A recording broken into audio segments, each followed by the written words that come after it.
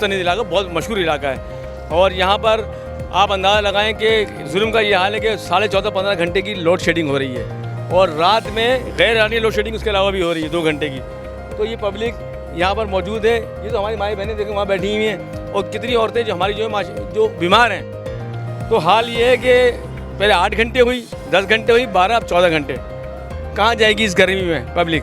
तो ये इशू हमने उठाया, इनसे बातचीत भी करी, हम 10 मरतबा इनके पास गए, तो कहते हैं हो जाएगा, फिर फीडर कभी फीडर में डाल देते, कभी VMT में डाल देते हैं। और जो ये लोग भर रहे हैं बिल, ये लोग कहाँ जाएंगे भाई?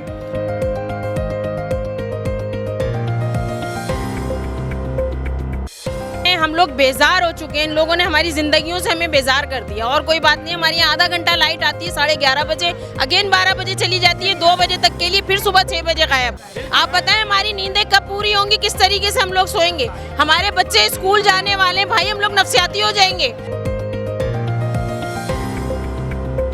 फिर भी ये जो है ना, ये इनके जो ना अलग अलग फलसफे हैं कि हम आपकी जो यहाँ पे आउटस्टैंडिंग बहुत है, जिसकी वजह से बिलिंग की वजह से हम इसको लोड शेडिंग के ऊपर लेके गए। 10 दफ़ा इनसे मीटिंगें हुई हैं, हमने इनको फार्मूला भी दिया। आप अगर रेजिडेंशियल वालों की बात करते हैं, एक बिल्डिंग के अंदर अगर 3 फ्लैटों की भी अगर आपकी आउटस्टैंडिंग अगर है, आप मेन उसकी बिल्डिंग की कट करते हैं, आधे घंटे में आपके क्लियर होगा। ना हो तो मुझे बताइएगा, हम आपके साथ खड़े हैं हर जगह। नहीं, 3 घरों की सज़ा पूरे मोहल्ले को देनी है उन्होंने।